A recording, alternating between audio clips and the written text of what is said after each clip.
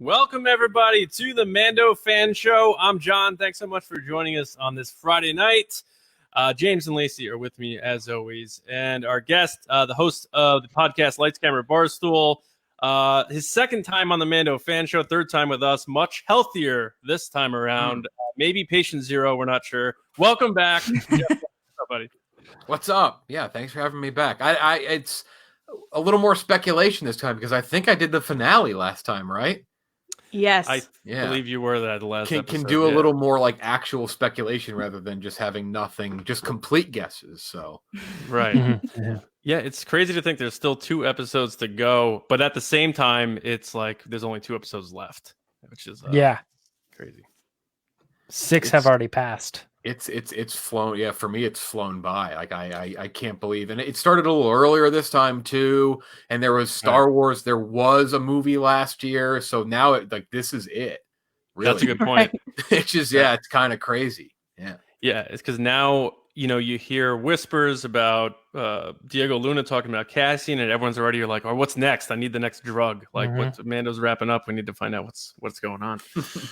But thanks everybody for joining us. If you're watching live, that's awesome. Do us a quick favor, like the video, and make sure you're subscribed to the channel. And if you want your comment read on the show, including what we're about to do next, our Pedro Pascal face rating, you can use the super chat to move right up to the top, and we appreciate all the support there. Also, if you want the Mando Fan Show Season 2 shirt, which I forgot to put on here myself, but it's teespring.com/the Mando Fan Show S2. If you want to pick one of those up, there it is right there. Thank you, James. Did you have that moment where you're like, I knew I forgot something?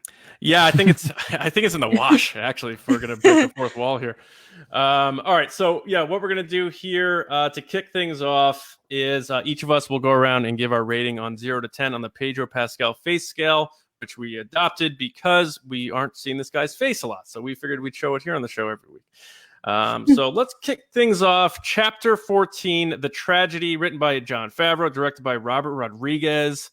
A lot of buzz about that. Lacey, you did our Mandalorian Minute this morning with your immediate reaction. So why don't you kick us off with your Pedro score on this one?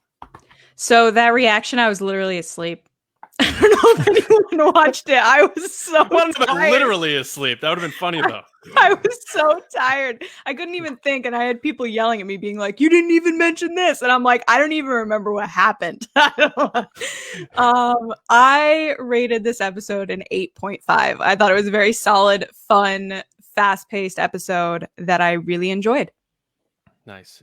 A good score there. James, where are you at on Chapter 14? I gave it an 8.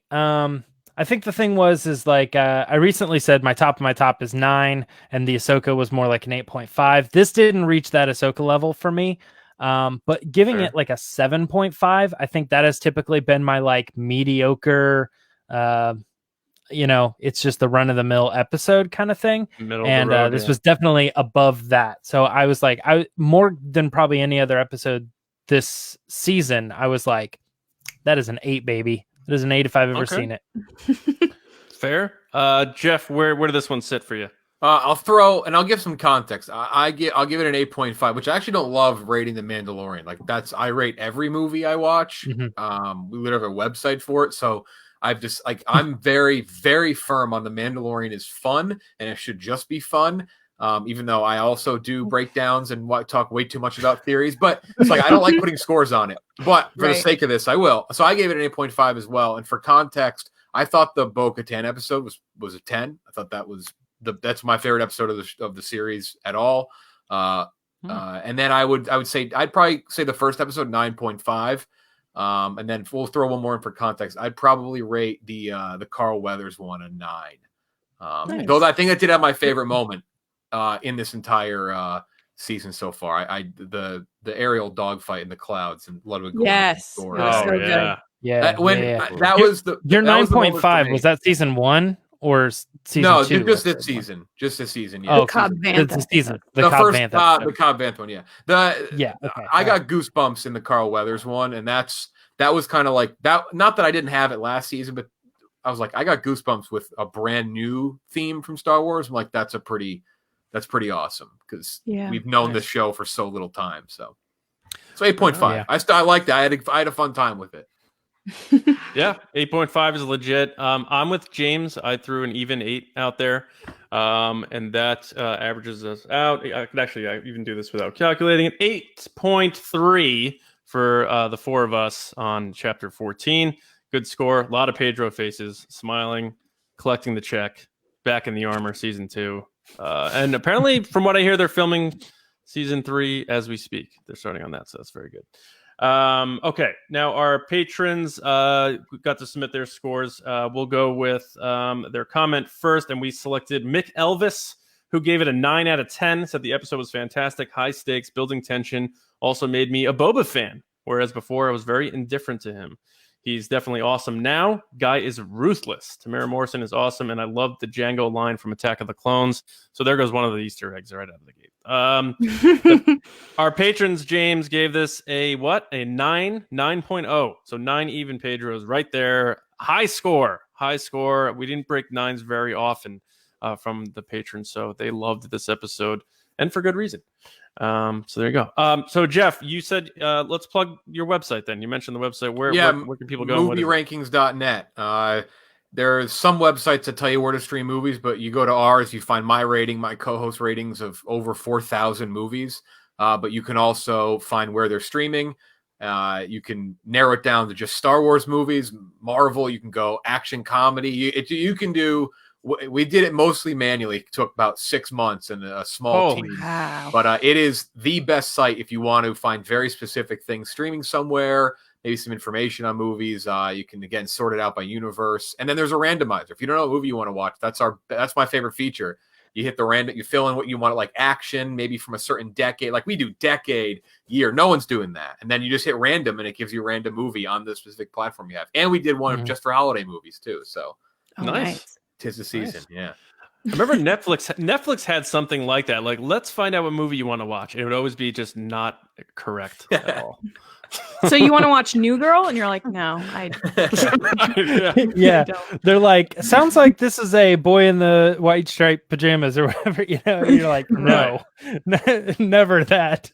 Right. So The Crown. You want to watch The Crown? Yeah. No. Yeah. I don't want to watch The Crown. All right, so let's get going into the Easter eggs and references here. We'll take turns. Before we do that, I just want to give a shout out to weirdbrothers.com. We partnered with them. They are a small business out of Virginia, so support small businesses. We made a coffee brew with them called the Resistance Brew. Head to their site, look up the Resistance Brew, pick up a bag. They'll ship it right to you very quickly, and it's absolutely delicious and keeps you awake if you want to stay up until 3 a.m. to watch The Mandalorian. So there you go.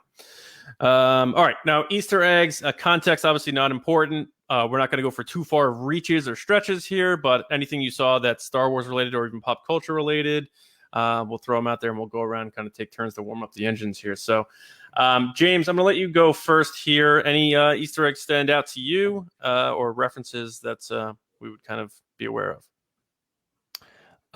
This episode was interesting because most of my Easter eggs only come from like 2 specific things, so I don't know how deep to get into those. But I'll start it off with the it's been in my name for so long.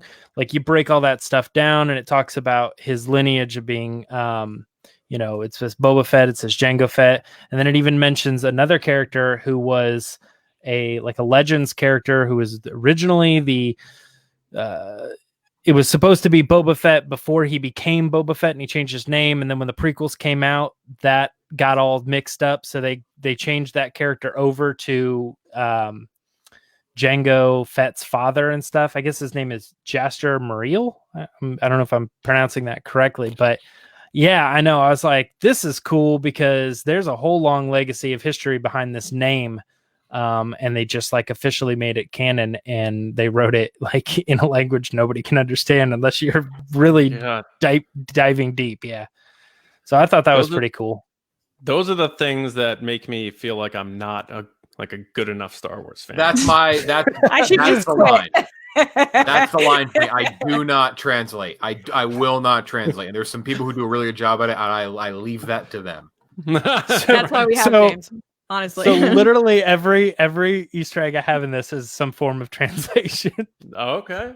All right. Yeah. I did think you were going to bring up the one that you tweeted and got some action on, but we'll get around to that. I forgot that. I forgot to write that down. But that's part of it too, I guess. All right. Jeff, how about you? Anything stand out to you guys? I visual dictionary reference, and shout out to the Star Wars Reddit. I would have never. I when I saw it, I said I'm not going to see that picture today, and that's going to ruin my day because I grew up with a visual dictionary and the knee pad darts, the rocket firing knee pad darts from Boba Fett were always one of my favorite things in the visual dictionary because they were ridiculous. You were like, what, like. Why would you need those? Yeah, but these are insane. He's never used them. And that, I mean, if you need a way to describe Dave Filoni on set and him inputting the smallest little stupid, and I mean stupid in the most endearing way possible, Star Wars details, like that is it. Like just, and like, I don't even care that if it was like schlocky and on the nose that they even zoomed in on it. Like that just,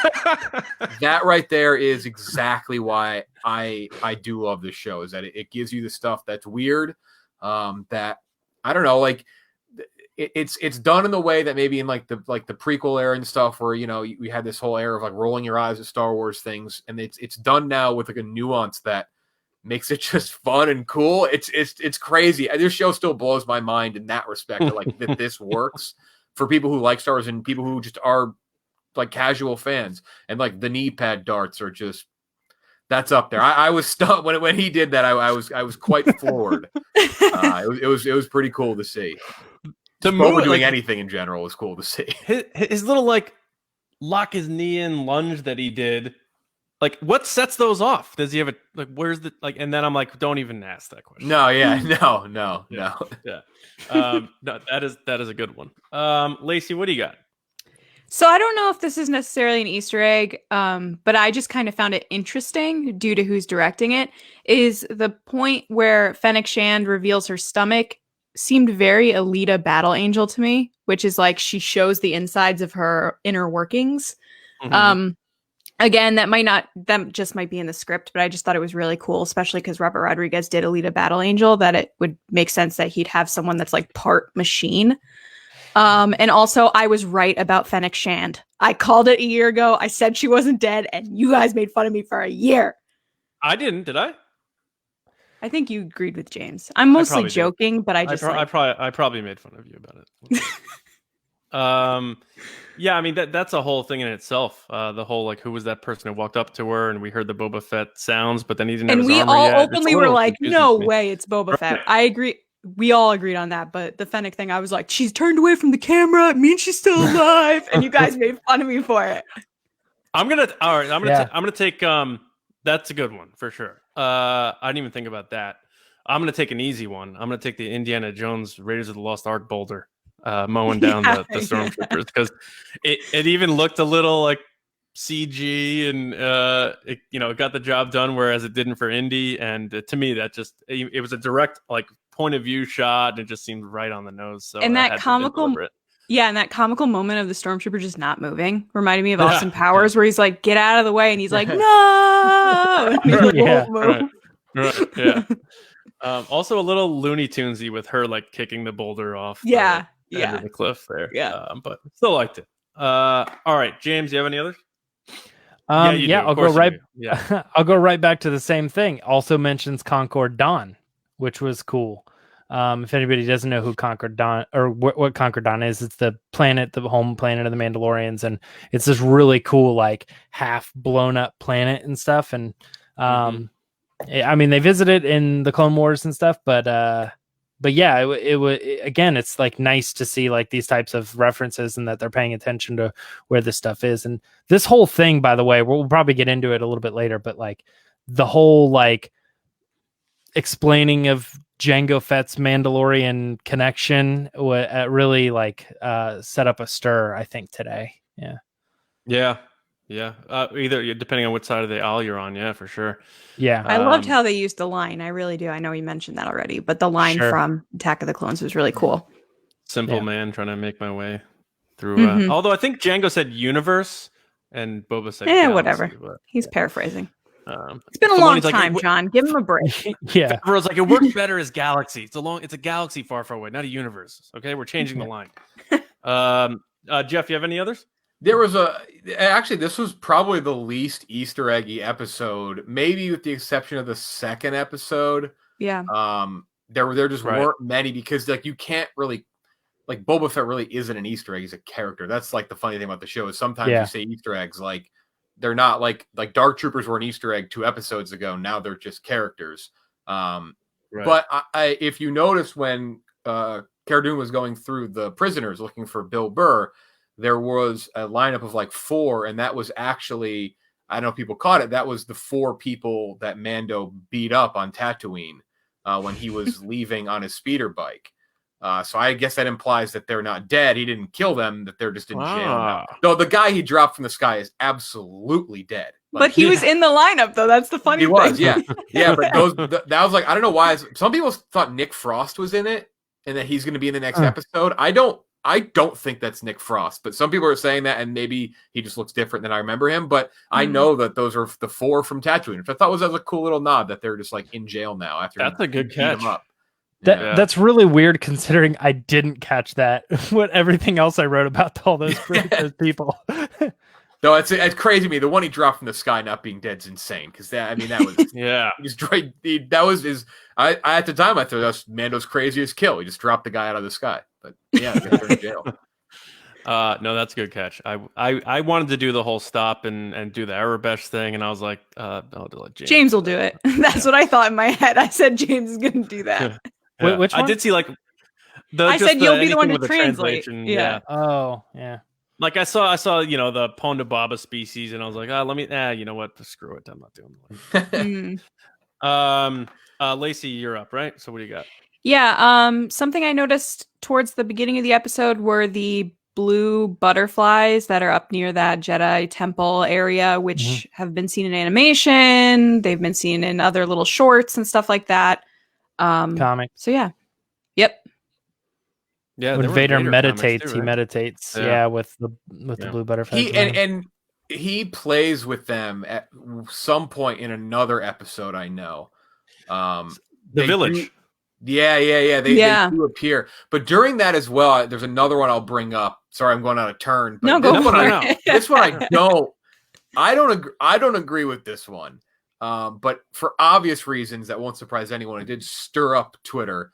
There's a lot of people that think, and I know they've thought this before because they heard it when they were watching the hologram of Dr. Pershing in the Carl Weathers episode, is they think Kylo Ren's theme was playing. Yes, they keep saying that. It's not. It's a little off. Yeah, I'm pretty. And then there was someone who did a really good slowed down version of his whatever. I said today I'm going to try Grogu for a day. His theme when he's stopping the incinerator stormtrooper.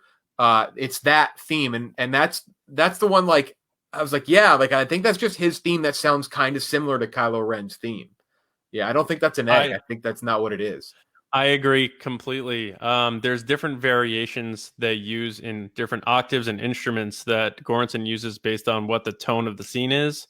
And if it's ominous, it sounds more like Kylo Ren because it's that darker, slower, sinister version. And then there's the hopeful version where they use like French horns.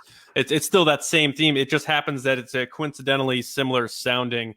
So at best, you could say Goranson ripped Williams inadvertently, but people thinking like Ben Solo is going to be the Jedi showing up to the mountain out of sequence here is wild. But every time you bring up ominous tones, I think of Forgetting Sarah Marshall. Every single time, where he's like in the room. yeah. Just put a shovel through the screen. I hate you. Yeah, he's playing the Seinfeld like. So the other one I was going to bring up was Boba does the Jango Fett gun twirl to reholster his blaster, which made me think of Attack of the Clones in the arena like immediately. So that's the only other one I thought. Like I agree with Jeff. Everything else would sort of be a reach, and I did one where I thought I saw something on the Razor Crest, which I'm still waiting to hear from Hal Hickel on to be determined, but I'm not going to bring that up here. But I don't know if you guys had any others. James, did you have any more? Just a couple of those translation things, and I can fly through them. One of those characters that was being held is being held on a planet called Garen 4. If you look up Garen 4, it's only been referenced in Star Wars one time in a comic back in 1995. So it really made me feel like, holy cow, man, they keep track of this stuff, you know. Someone out there is keeping track of these planets and stories, and they'll be like, you know what we haven't used in a while? You know, Garen 4. Like, holy crap, man. You can just come up with a name, but they don't do it. They pull from stuff. Right. One of the I don't really do species, like you mentioned the Ponda Baba thing. I think species have kind of worn itself out as they appear through the thing. But one of them was a Tusken Raider, and that particular criminal is being held on Sunspot Prison right now, which is a rebel prison from the comics. And it obviously connected with Dr. Aphra, the audiobook as well. But Sunspot Prison is really cool. Like visually, it's like really awesome. It's near this giant sun. It's cool. Last one is that one of the other inmates is being held at Wabani Penitentiary. Which more people will probably recognize that from Rogue One, right? Being a place that was also kind of like like a rebel camp for, you know, people that had been related to the Empire and were being stuck kind of in the spot for a while. Nice. So yeah, a couple of those that I thought were kind of fun. Solid. Jeff, you're out, right? Yeah, I just, again, it's like you could just start listing Boba things, but that's the episode, right? So yeah. I mean, again, I don't. The transports were probably the first sign of a transition to First Order, though. The transports were very similar to the ones we see at the beginning of The Force Awakens. Yeah, and those shots look like Rise of Skywalker too. Like when so that was flying like the first little away and stuff. Yeah, first little clue that Moff Gideon probably fairly integral in the transition to the First Order. Nice. That again, other than that, but it was Boba. I mean, Boba was a character named Ahsoka got a mention. She's from the animated series, right? Yeah. Lacey, you have any others? Are you good? Nah, I'm good. Yeah, I mean, we didn't do the one that I was talking about on Twitter. I looked up one of the characters whose name was Byron Redbin, and immediately as I typed it in, Google's like, "Oh, you're talking about Brian Redbin, the comedian," and I'm like, "The comedian?" I was like, I look at him, I'm like, "Oh, he looks similar to this image. That looks like it's the guy." And then I looked at his profile on Twitter, and it says in his profile he wrote Easter egg.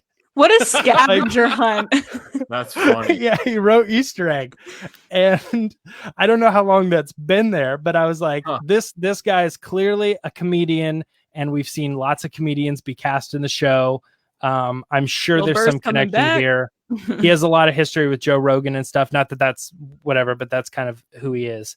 I wrote him and I said, "Hey, is this you?" And he's like, he's like, "Yes, that's me." So I felt kind of special that I was like the first person to notice that or point that out when there's this. He called you like rebel scum celebrity. Or something.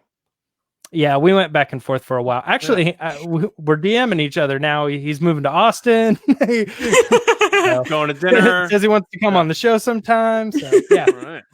Maybe things are happening, guys. Easter egg. That's so funny. That is such a flex. I love it. All right. We'll get into the Mando Code here before we get into our just general chat about the episode. So the Mando Code is our season-long giveaway contest. I've been revealing a new number on each episode, and on our season recap show, we're going to reveal the final number and how to submit your guesses to win the bounty. And the grand prize is a limited edition Mandalorian box, thanks to our friends at jewelrybrands.shop, which includes Werner Herzog's Empire Medallion necklace, the Mandalorian skull necklace that Grogu wears, a brick of Beskar steel, and it's a limited amount, so only a certain amount are being made of those, and you could win one. So be sure to follow them on Twitter at jewelry_brands. And if you want to buy something from their store, use TRB at checkout for 10% off.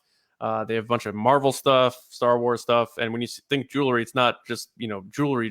It's a lot of cool stuff. They have like light up pins of the Millennium Falcon. A lot of cool stuff over there. So go check them out. Like The winners also stuff too. right. And the winner will also receive a supersized Funko of Grogu and a Mando Fan Show Season 2 shirt. And we're adding a prize this week, the Mission Fleet, Mandalorian and the Child Battle for the Bounty that Lacey's holding up right now. Very cool. So I hope you have the first 5 numbers. If not, go back and watch or listen to the previous episodes. But this week's number, the 6th number in the Mando Code, is 14. So jot that down, save it where you have to save it, and then hold on to that for our season recap. So good luck to all of you. And We do have hopefully some you're all super chats. All right, yeah, let's run through those. Yeah. So the first one is from Luke, but he didn't say anything. So Luke, if you follow up with what you wanted to say, Does that count I'll try Pepto? to. Thank you. What? It might be Yeah, it might be. Pepto, yeah. Yeah, it might be. Yeah. Thank you, my Luke. Hold on, I'm trying to find him. We have Christian Morales. Hey, Christian. Hey. So he said, I'd love to point out that the Mando Fan Show is growing. Every live episode gets more views. Congrats, guys. Thank you, Christian. You're the man. Appreciate that. Thank buddy. you. Scrolling. That's 'cause Jeff. Scrolling. I know, it's all Jeff. Christian today, he was at work and he does pretty blue collar work and he was wearing one of our virtual Cantina shirts under his like gear and he posted a photo in our chat. So it was cool. Very cool. We had another comment from Bethany who said this is for Lacey being right about Fennec Shand. So I'm trying to find it, but I know she said it. Yeah, But we I can love move that call forward to until I culture. find it. So Yeah. people are Okay. really chatty tonight. Good. That's good. All right. So just to warm up the engines and talking about this in general, favorite shot or moment of the episode. So Jeff, did you have a single moment or shot of this episode you're like, man, that's the one I would put on my wallpaper or whatever? Tough. Yeah, I don't want to go with the obvious one of him rolling in. Gosh, that's tough because it's so fast paced. I would say my favorite thing that Boba did was probably shove the rocket on his arm into the chest of Stormtrooper and like kind of blast him away that way. Oh, yeah. Dude. Shooting him. I thought that was neat. I thought that was a pretty cool kill because he had a bunch of cool. Those are kills, absolutely kills. Yes. Yeah, with the gaffy stick. But it was. I thought that with the rocket on his arm, like into the chest. I thought that was pretty awesome. Yeah, Is it had that kind of guy like in a headlock? Yeah, it was kind of like a Dragon Ball move. Like he posed, and then it's like boom, like blast him back or whatever. Yeah. Yeah, he had some brutal kills, and like you say, like this isn't a Fennec Shand situation. Those guys are gone. Absolutely, face Yeah. smashed in. Yeah, it was very Robert. I mean, the whole thing is super. And I'm not a huge Robert Rodriguez fan. I like some of his movies, but it was if you knew he was directing an episode. And you were like, all right, which one is it? You knew very quickly on Right. that he was directing this one. It just had that grindhouse feel and look to it, which is cool. Like I will say, I feel like this season, it's not a complaint, but it lost a little more of like the individual touches from directors that last season did. I thought almost every episode kind of had that different style to it. Rick Famuyiwa's for sure, which I think he's doing next week's. Because I don't know if he'll get the finale, which I don't know if we know who's getting the finale. I'd imagine maybe Favreau or do Filoni again. But this one had, I think, easily the most distinct and unique feel out of any of the episodes. And again, I'll use the word appreciate. Like I appreciate that. Like that's part of what I like about the show, that we can have that different thing. And again, not always my favorite style, but for this, I was skeptical, but Robert Rodriguez's style worked for Star Wars. It was pretty awesome. No question. And he was a last minute replacement, as he recently revealed. Yeah. And there's speculation it was supposed to be mangled and all this sort of stuff. So he, without a doubt, has put his mark on it. Lacey, this kind of feeds right into your favorite shot, right? Yeah, before that, can we run through a couple super chats so I don't lose them? Yeah, absolutely. Okay. First, we have Luke, who's back. Okay. Yeah, this is Count Pepto reporting in. Yeah. John, are you satisfied with Fett Redemption? Yes, I am. I'm going to get into that in just a minute, without a doubt. Boba's got a dad bod. He does. And that also hits right here. 2020 has been rough on me. Daddy Fett wasn't Tamara Morrison great? I mean, yeah. I'll speak on that in just a minute. No question. Yeah. Lando C, my favorite moment, little Grogu doing his best Rogue One Vader impersonation with the troopers in the cell. Oh yeah, you're not kidding. The Hulk Hogan smashed That's a their good heads pick. together thing. Yeah. Matt Talent. So to finish what Boba said about being a simple man, just like my father before me, straight from Return of the Jedi. I didn't even think about that. That's a good call too. Call back to Luke. Yeah. Michael Moore said Beth and I have to watch the episode after work every night before 8:30 so we can watch the Mando fan show. We love you guys. Michael, thank you, man. I hope your running pants are being used and you're doing well. Thank you, buddy. Running pants? What? Yeah, remember one of our chats he was talking about his like wind pants. I'll never forget him talking about that. That's it for now. I apologize if I missed anybody. It's not on purpose, I promise. I laugh every single time I see that picture that's on the internet of the family that's in the pink windbreakers, and the caption says, "The wind never stood a chance." Have you guys ever seen that? Yeah. They're completely covered head to toe in the pink windbreakers. All right. Oh, we have another one. Okay. Sweet Star Wars delight, playing off y'all's Boba fetish from the other day. Yeah, Boba had a fetish for bashing some stormtroopers' heads. Yeah, as Jeff just said, those guys are not around anymore. Absolutely. Okay, that's it. All right. That's the last one. Lacey, you had a favorite moment, I'm sure. What was it?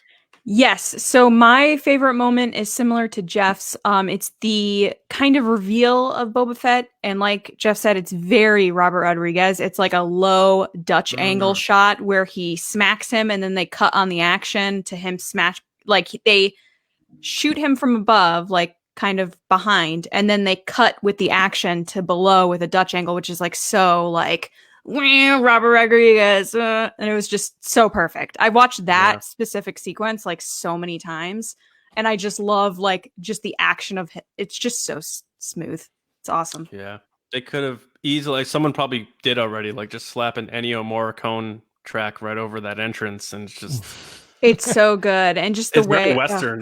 Yes. Yeah. I was, I'm glad you picked that one because I was gonna nudge. I feel like this is gonna be a very Boba Fett heavy favorite moment type of thing because he just wrecked house. It was so great. I love that we keep getting sequences of people just murdering people. I don't know why. I really enjoy it. Yeah, Boba Fett's like I'm overrated. I'll show you overrated. Yeah. James, favorite moment or shot? I'm breaking it. Grogu. Favorite shot was Grogu in the on top of the thing in trance state. Like anytime they showed him in that position, locking his just fingers. Felt or just the fingers. one side too. I tried to look into that a little bit to see if there was like a meditation, like when one hand is not and the other one is holding and stuff. But he's only got 3 fingers, so there. I was like, there's so many different versions of which finger you're supposed to be holding and stuff. I was like, you can't The really pull a puppeteer's like, connection give from me that. a break. Yeah. But the way that he like was locked in and they had this like stream coming up, and I just could feel there was something very supernatural and powerful happening here. And it was like, for a moment, he was the center of the galaxy and stuff. And I was more pulled into what was happening there and like Mando trying to get to him than I was by far on just beating up all these stormtroopers.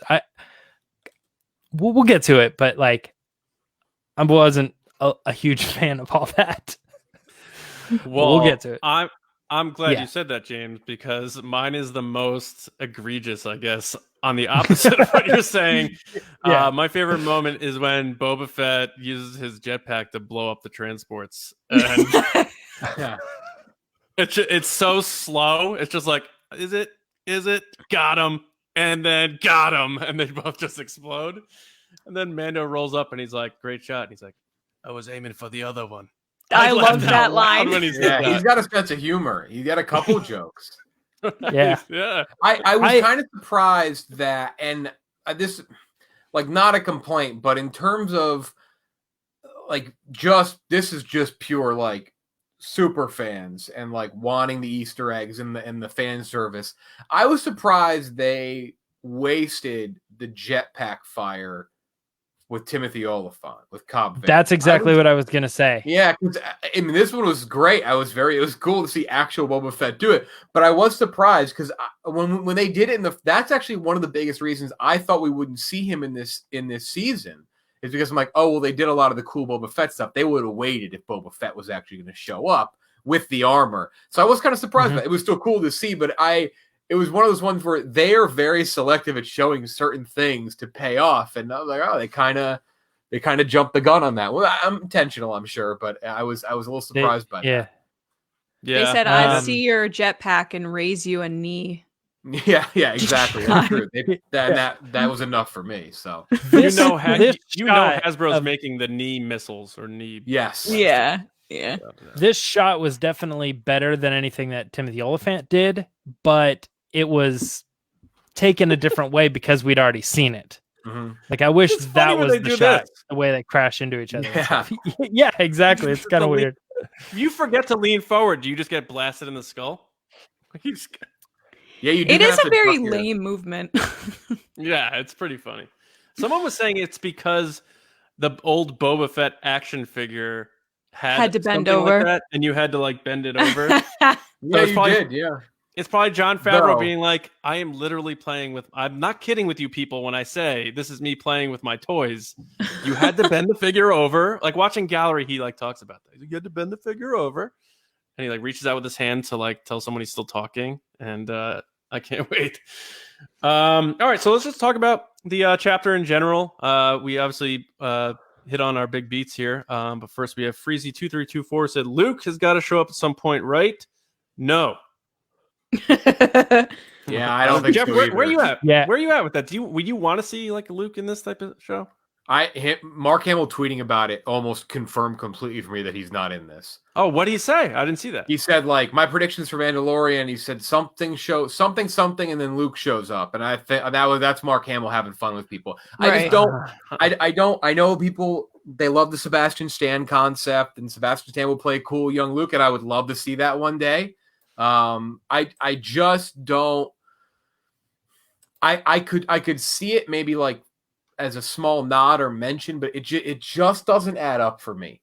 I don't know why. It just maybe next season, but this season it just doesn't add up for me. I think, not to get jumped to the end of the episode and the end of the season, but I still am very firm on the idea that it's Ezra Bridger that they're referring to, because it just like the math doesn't make sense for it to not be him. Like it just, you're naming all of the characters associated with Ezra Bridger. You name Thrawn, you have Ahsoka, you have Bo-Katan. I assume we're going to see Sabine at some point.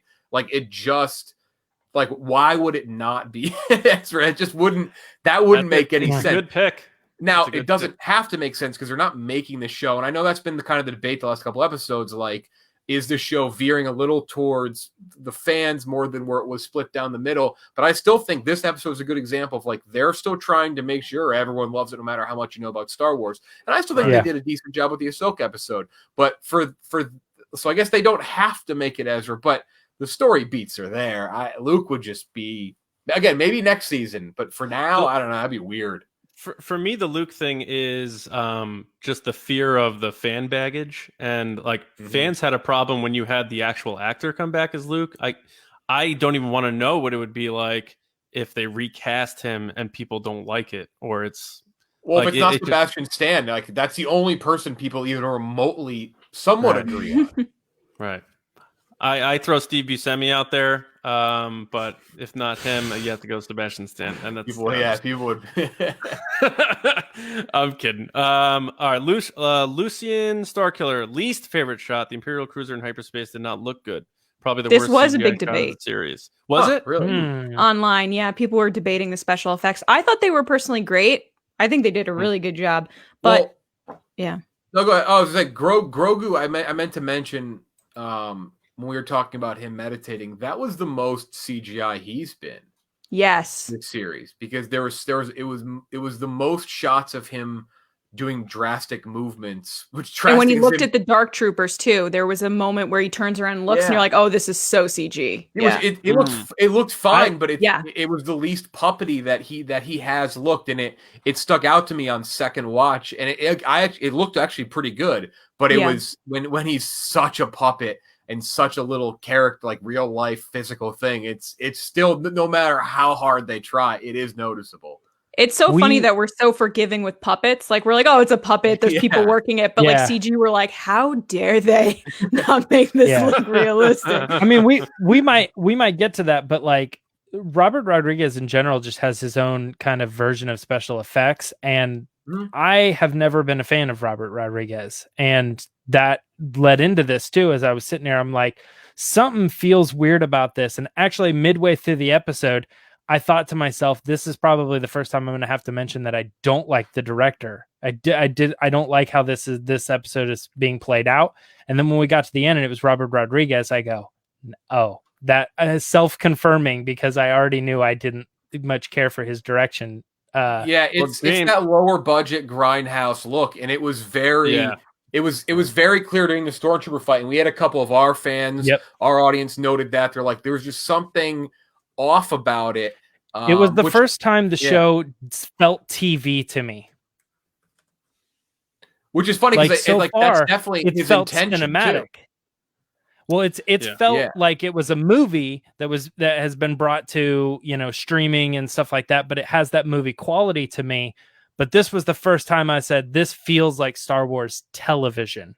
And I think that's because, I don't know. Another thing too is like, there was a leak, 8 months ago, 11 months ago, about stormtroopers in a rocky area. And everybody was like, oh, it's just a fan film. You guys remember that? And this was clearly that. And I was like, man, this is weird. So it's like they're shooting outside of the volume. And I don't know how often they do that, but maybe that like threw something a little bit. And we're all saying, oh, that's just a fan film. And then I'm watching it and I'm like, something feels weird to me about this episode.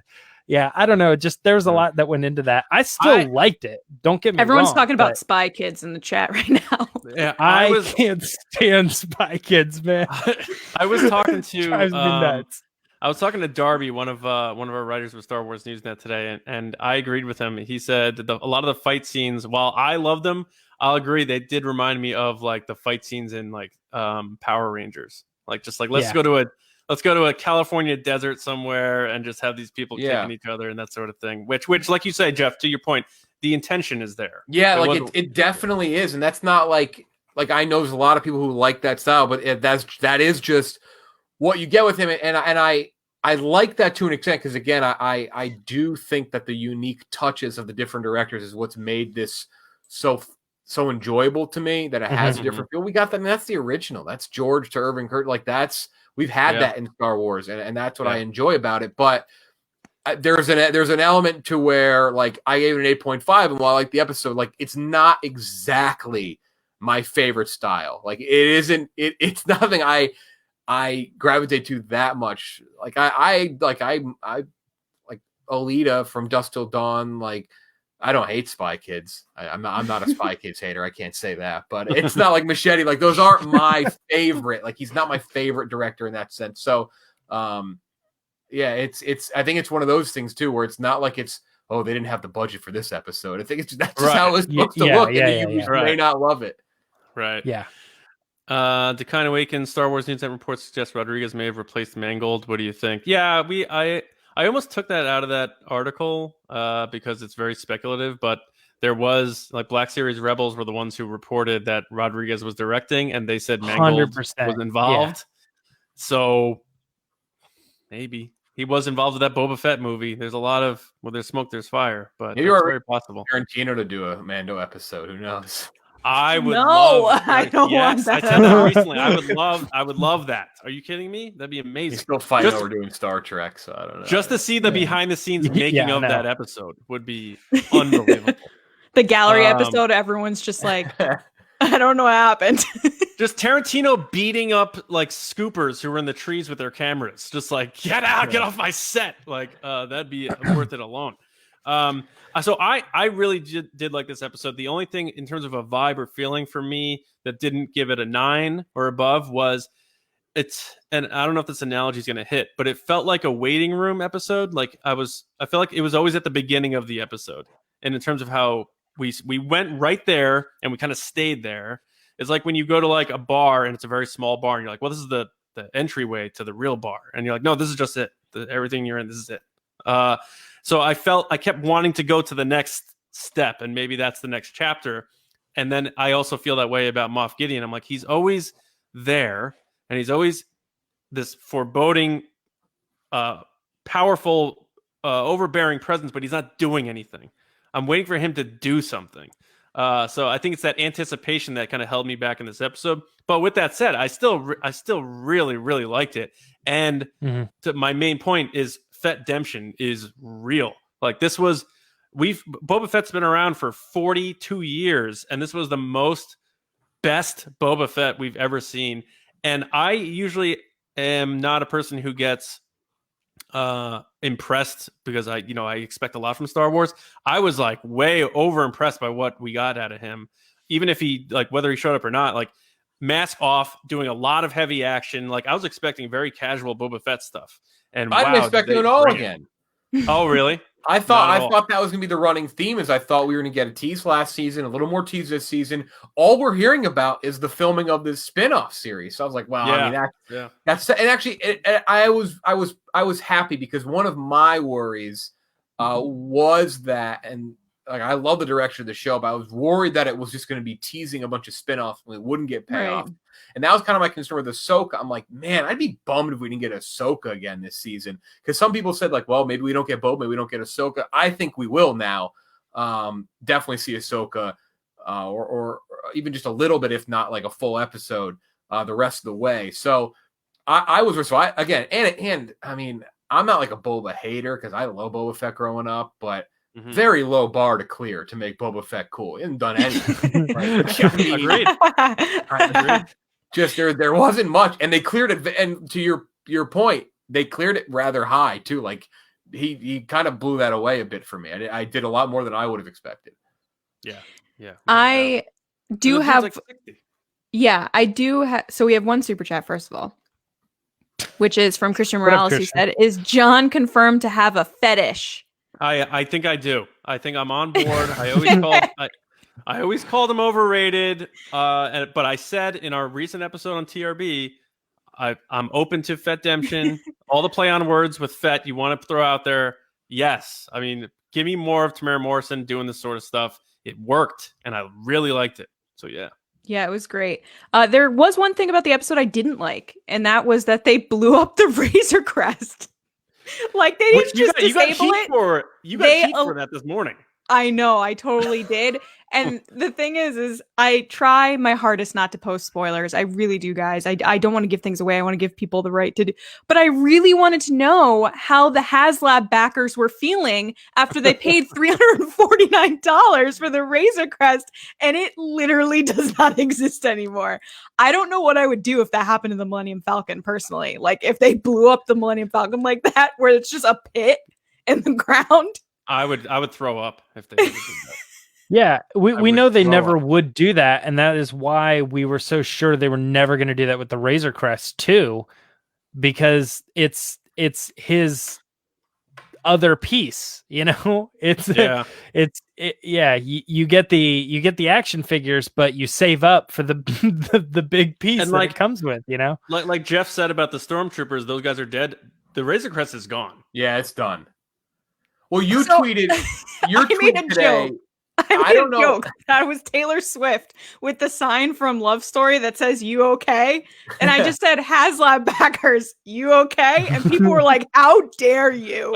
This is so mean." I was like, "It's not." Like, I genuinely want to know if you're okay. And John, you had a tweet, and I'll follow up now and wonder if you were talking about what I think you were. You talked about you were worried for the characters. Yeah. Like, you actually thought they were, like, as in they were in danger in the episode. Yeah. And that's why I like that they blew it up, because we fixed it every episode. And like, this was another one where you're like, oh, they're in trouble, and then okay, they got out of it, which is right. I like that. That's fine. It's been fun, but you got to give me a little sense. You know, you blow up IG-11 last year. You got to give me a little sense earlier this time, and I thought that was a good way to do it. It's like, all right, well, not everything's going to be good to go here. Like, you're going to lose some things, and I think we may lose some characters we like. So blowing that up, and not just blow, I mean, it's gone. He found the knob and the Beskar staff, and that was it. Yeah. Yeah. Oh, there's Bethany. She wrote me regarding Boba. I've been in this fight since I was 6 years old. She's been a people long are- time Boba Boba Fett Fett fan, fan. yeah. And people are commenting that I didn't say the kind of vacants. So I'm sorry. I You didn't say have that. to say it that way. People Yeah. got mad. They actually they got yeah. me twice on that Razor Crest blow up because I watched it the first time. Obviously, I don't know what's going to happen, and I was shocked. Right. The second time I was watching the episode, I saw the blaster come from the sky, and I was like, "Oh, that's right. Where's that going to go? Is that Baby Yoda? What's going on here?" And then it like cuts the scene and blows up again, and I was like, "Oh my god, I forgot about that." I said Yeah. live too when it went through because it goes through the clouds and then it goes through the canyon. And I said to myself, like, Yeah. "Oh, they missed." And then they didn't. Yeah, They did not.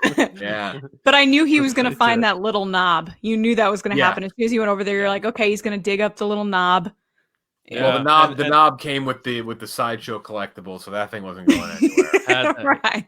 It's You have more to than a leave it. knob at this point. It's the bond between them. Yeah. But Zero's gone, so no more translations from Frogly. Oh yeah. Oh, that's a good. I didn't think about that. Yeah. Yeah. And what's his name? The actor. No more of him now. I didn't think about that at all. Actually, that's funny you say that because I tried to think for our breakdown this morning. Like, what did he lose from that ship? I go, oh, I guess nothing. Like his The bed space and toilet. stuff. Yeah, the His toilet. gun.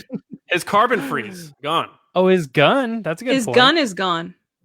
Yeah, and he didn't get his jetpack either. By the way, that was not on his back at the end of the episode, which that I don't understand. Was Wasn't really it- weird. I thought they just explained that away a little bit. Like the second time I was watching it, I was like, he makes him take it off. Oh, that's so he can't fly up to save Grogu. That's why they wrote that part in. Yeah, it was. very Favreau. cool. He's a smart guy. That John Favreau. Yeah, I thought- don't know if he has it on Slave One or not, but he doesn't have it talking to Mm-mm. Cara Dune at the end. So, that's a odd. couple. Like, A couple of the Yeah. negotiations in this episode I thought were weird. Like some of the lines back and forth, like why people were so like, I'm going to kill you. Oh, well, never mind. I guess we're friends, you know? And also like at the end, like Boba Fett and Fennec Shand are both like, oh, we made a deal. And so then I was like, oh, okay. So then I'm going to, on the second watch, I'm going to pay attention to the deal. And Mandalorian never agrees to that deal. So Yeah. it was weird that at the end they were like, no, we owe you our lives. Remember the deal? It's because he Yeah. came back down. He didn't leave them there. He came back down to help them. I also feel like that's very a Western thing. It's like, I'm gonna kill you, but we're gonna go have a drink together first. And then I'm gonna kill you. Yeah. there was a callback, and I'm not the only one to point this out because I know I saw this in a bunch of other places. Is that Boba in Clone Wars is told by Hondo to honor and to do an honorable thing with Plo Koon after he is abandoned by Aurra Singh and gives Plo Koon information, and Hondo says like your father would have done this, like your father would have had that honor. So, and again, as long as Dave Filoni's involved, I just think he's gonna probably go back to Clone What a Wars stuff. pull! Yeah. Well, wow.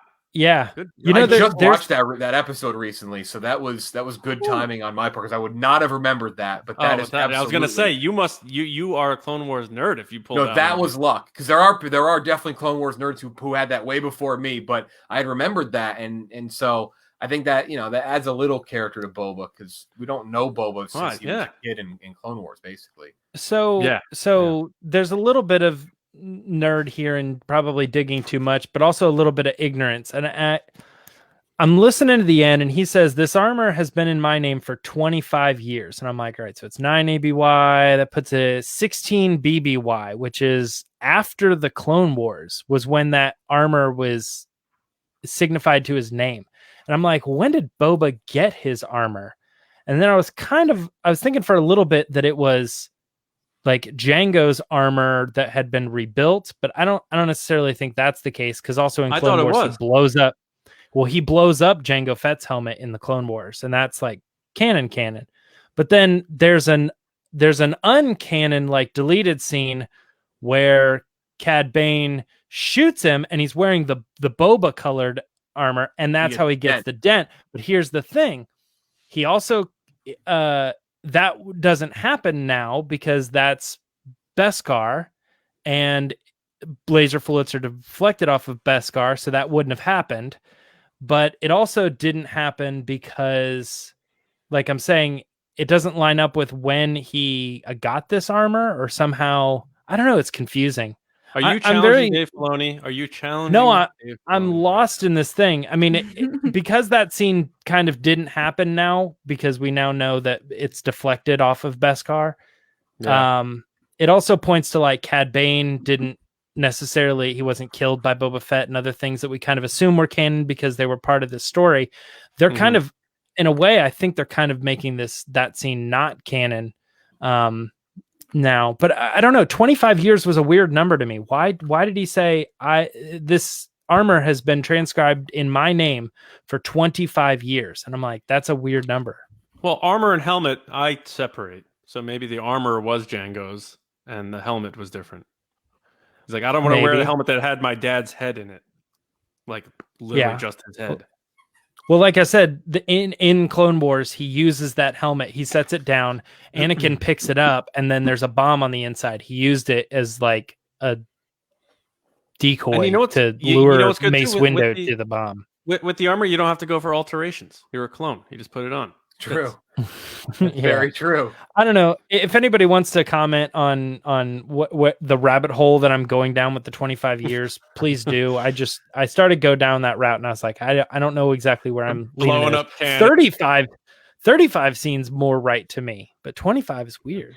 We do have some super chats actually. Let's fire away. So first, Chris White gave us nothing.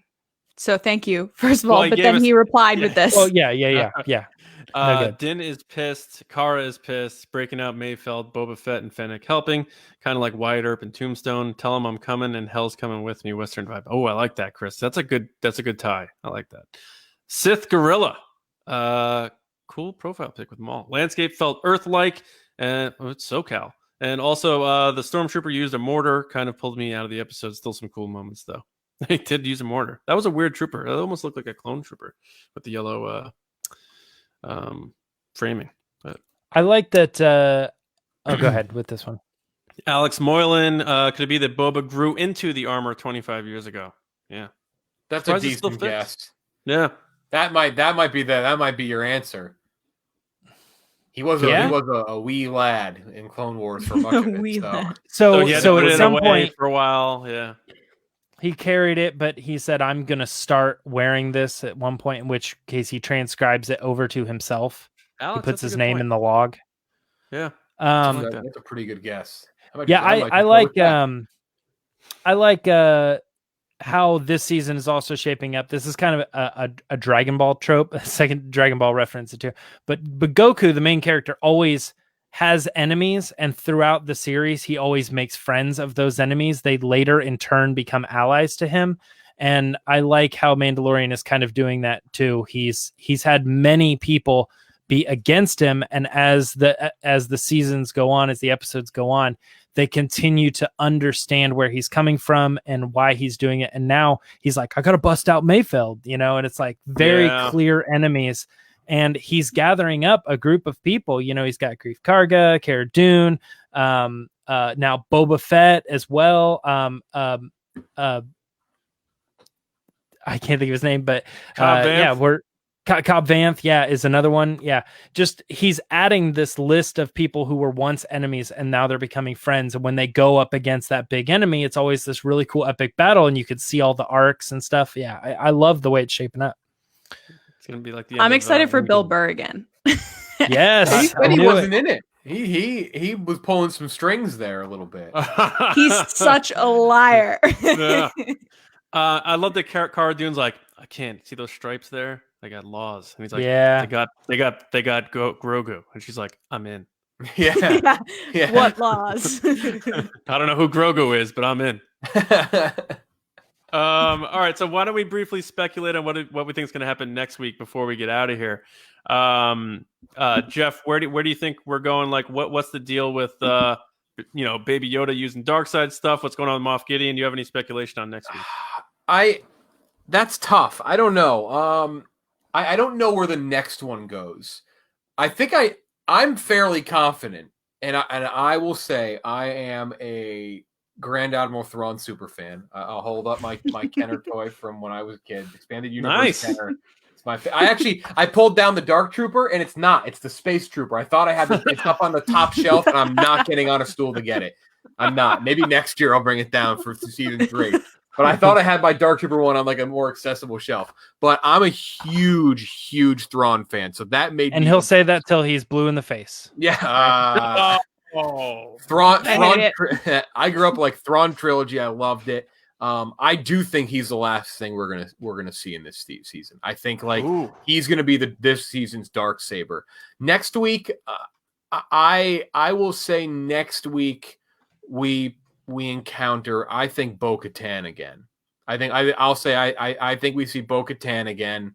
I think potentially Sabine. The Sabine thing is really tough to pin down, especially with Filoni's comments about the monologue at the end of... Is it an epilogue or a prologue? What's the end? That's an epilogue, right? Epilogue, yeah. Yeah, that being... Yes. Him not confirming if that is before or after Mandalorian, because it definitely takes place after Jedi, because he mentions Harrison Dula fought in the Battle of Endor. So she had the son, yeah. I do think we see that. And I'll give you one more. I think if we see Captain Rex, which I'm not convinced we will, I think we do see that next week. I think if we did, we would see it next week, which will be that, which is the toughest thing for them to tackle. For them to have to, though they did give Boba quite a few scars, so he would look significantly different, I'm sure, than Rex. But that would be a tough one. He's a bigger guy too, has a beard, so it may not be that crazy. But to have for people who may not be huge Star Wars fans, to see the same guy, they'll be like, wait a second, what are we looking at here? Tamir Morrison's like, pay me. Yeah. I still, and with like the Jedi thing, I just don't know. So I think Bo-Katan makes her return with the Darksaber coming out too. It kind of makes sense for her. I think she will appear before the last episode. I think they're going to give her a little more time. Nice. Do you have any guesses on who he's being used as a donor for? If anyone specific, it has to be the Emperor. Like it. So you think the big tie-in's coming? Okay. Yeah, and I'm unlike the Luke thing, which would be a little like, I think this early on a little bit of a leap. I mean, the Emperor thing just makes a hell of a lot of sense. It does. It just. And they also say the Empire's back, or they never left, or whatever. Yeah, he says they're back. Yeah.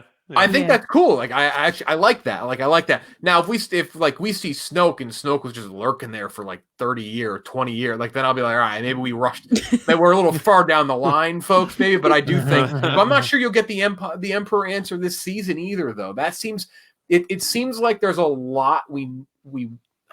Answer's the wrong word. Answer's like Watchmen. Like Watchmen, I wanted things answered. Like there's things we want to see that we know we may eventually get to. I think it's a lot of things. Yeah. So I would imagine we may not get that. I think the Jedi and Thrawn, which obviously I think Ezra and Thrawn are going to be kind of the big things we see at the end of this season. You think it's Pierce Brosnan? I mean, that would be. I mean, they just got to let Mickelson do it. Like he was so good. I agree. Rebels, I agree. That's the voice to me. So yeah. I agree. I forget what I was going to say. Well, do you have any predictions for next week, James? Any guesses you want to throw out there? Oh, it was that a lot of the things that they did in season 1 are only now starting to pay off. So it's things that are happening in season 2 that we're like, oh, that's leading somewhere. Like, not to poo-poo what you're saying, but like Thrawn, you think he's going to be in this season. It's like, that could still be the season 3 Darksaber end reveal, you know, like it could take that long to get to those things. But yeah, I don't know. Predictions for me, I think are kind of tough because of this episode, because I think the whole season we've been saying this is the Empire Strike Back of season.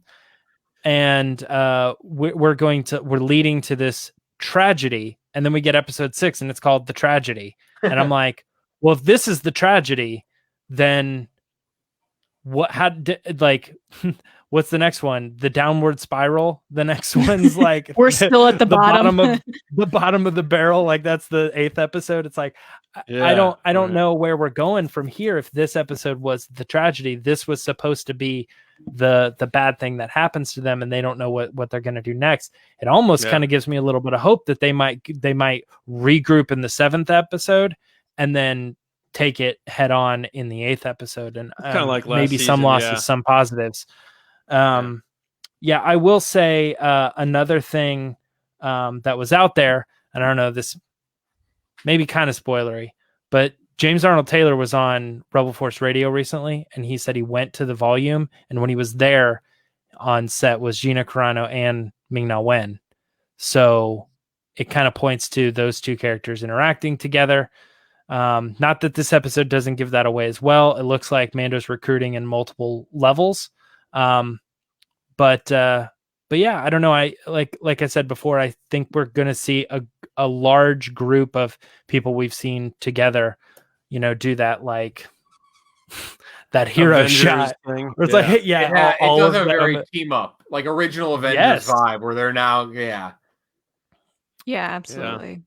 Lacey, I just want to know who's handing out tours of the volume, and how do I get one? Because it's like I hear every day. It's like someone's like, "Yeah, I went there. Yeah, I saw it." Whoever got tours, they got to lock it down for next season. I will say that. I hate the fact that we knew a lot of these castings, and there's been plenty. Maybe they didn't care because there's like we got other surprises. Like we got plenty, and we are still clearly going to get a couple. I mean, the animation, and you don't know about Thrawn. But we casted him, we shot him. Yeah, who knows? To your point, Jeff, maybe because of COVID, they're going real skeleton crew this year with filming. That could be the case. Now. Yeah, I think they were just showing it off last year. even somebody said to me the other day, they're like the dopiest leak that everyone ended up finding out about was that someone saw Timothy Oliphant wearing Boba Fett armor around. It's like that is such a specific thing to find out, and it was just true.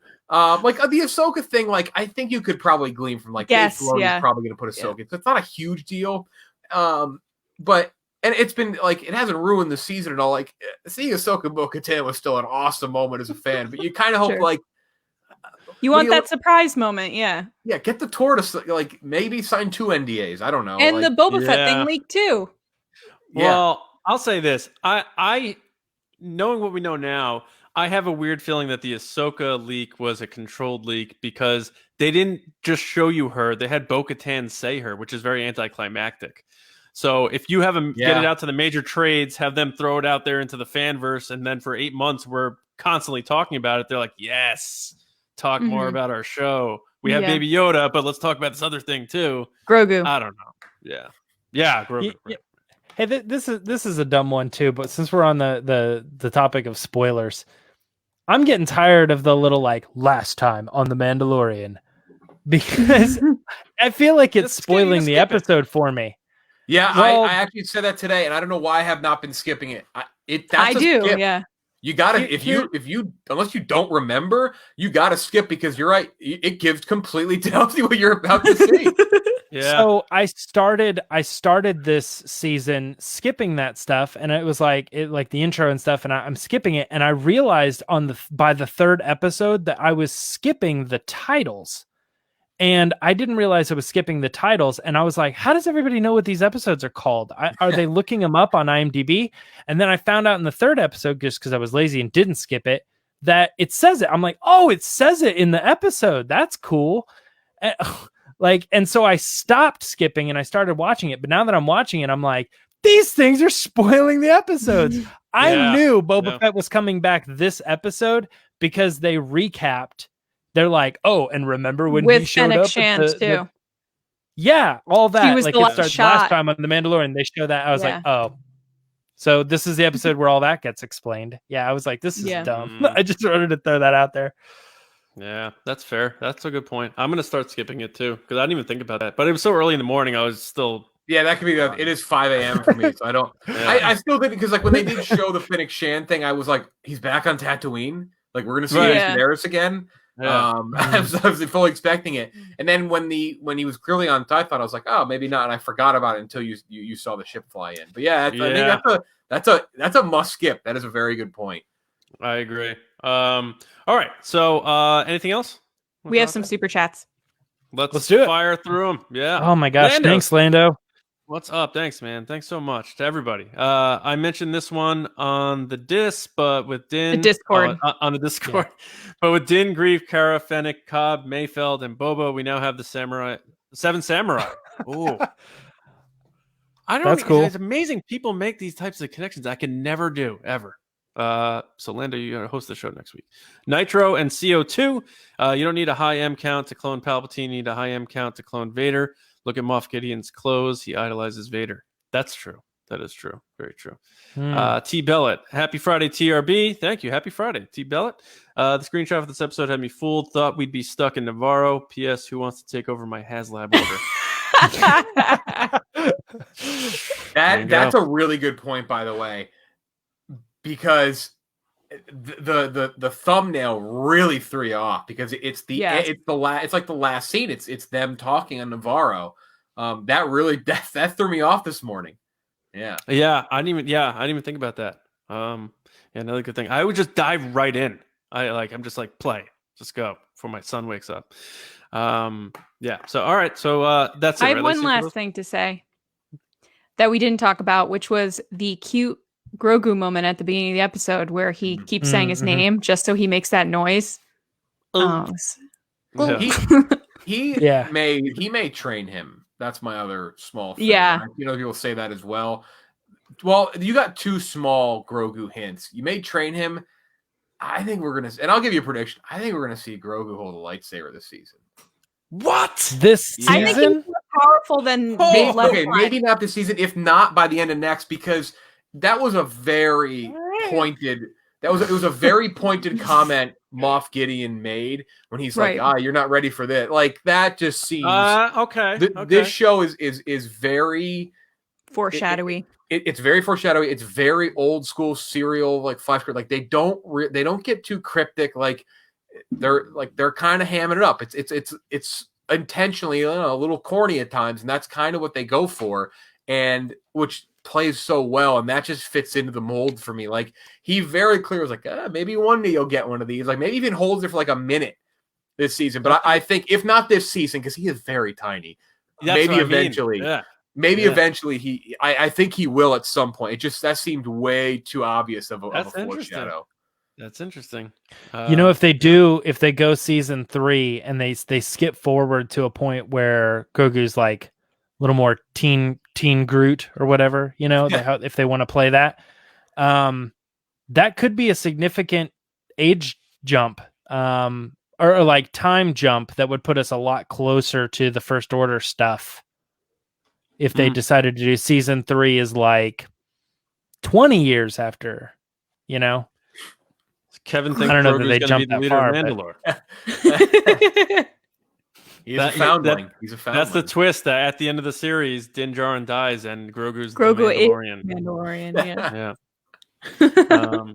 Interesting. All right. I think that's a good spot to end here. So Jeff, first off, we want to say thanks for. We know you're busy, so thanks for coming on, hanging out with us. Of course. No, this is.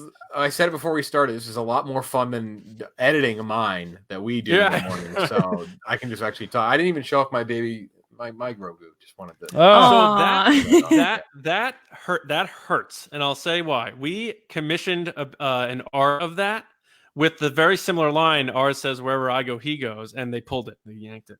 Oh, really? Yeah. Well, I'll try to get the 3 of you one of these. That can be. Oh, good. Thanks. Yeah. Thank you, awesome. man. Thank you. Appreciate that. No, thanks for having me. This was a blast. I like doing the little more speculative Nazis finale one too. I actually felt like I would have been throwing out crazy. I don't even know what I said. I may have to go back and look what our predictions were for the last one. The only thing I remember is you had like a window behind you and it kept getting dark and you were fading into darkness. I was home in Texas. Yeah, it was on my back patio. It was a beautiful sunset though. I do remember. Yeah. So I know probably a lot of our listeners know your pod, but why don't you plug the pod and again the website and then whatever you want to throw out. Yeah, Lights Camera Barstool. We try to review new movies. They're kind of coming out now though, like sort of.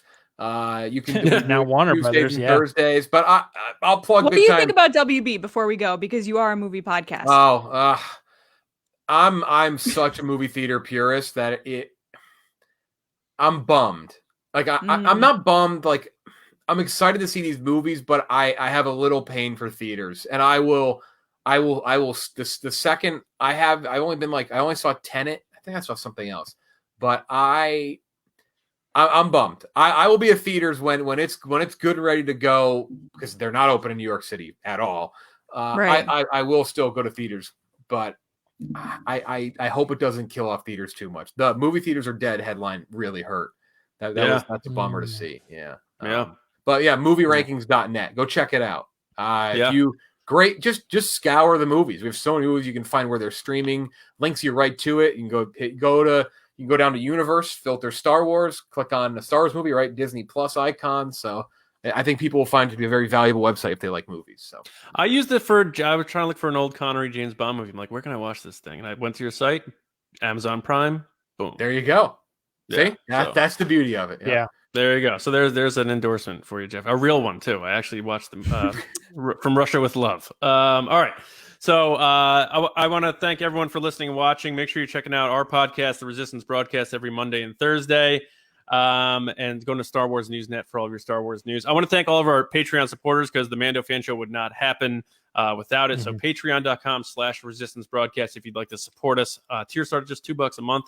And thank you to our generals, Carmelo, Andrew Staley, Jeremy Myers, Neil Shaw, David Probus, John Reese, Micah Harrison, Jetta Rosewater, Michael Gaines, Bethany, Russ Harbison, Kendall Gellner, Paul Olson, and Val Trichkoff. Thank you all for your support. Next Friday, December 11th. My God. Thank God 2020 is coming to a close. December 11th, we'll be joined by Ashi Bashar from the gold-selling band Beartooth to discuss Chapter 15. We are very excited to have him on, so thanks, James, for getting him on the show. Jeff, dude, thank you again for coming on. You're the man. This was a lot of fun. And I'll say this. The three of us are always down to defend our trivia title anytime you want to have us back on. That is true. I totally forgot. Oh my God, that was this summer. That was quarantine. Yeah. Holy cow. And I mean, I'm not going to say we crushed them. I'm not going to say we crushed them, but you might want to. That feels like 2 years ago. It feels like a very long time ago. Happened. Yeah. Oh my God. Yeah, you're always open to defend that. We will do those eventually. You're always open to defend, because you did do very well. Well, next time we get it just absolutely obliterated, but we'll find out. Yeah. Also, post a picture of your Dark Trooper figure from the top shelf that you won't get right now. I will post that. I was so Space Trooper, which I mean that is a Thrawn thing. There you go. Last prediction. You will see one of those. Filoni's got one on his desk, and he's like, "That's in the next season. I guarantee it." All right, Jeff's locking that in. All right, so thanks again, everybody, and from James, Lacey, and myself, we'll see you next week on the Mando Fan Show, and of course next week on the Resistance Broadcast. So we'll see you around, kids.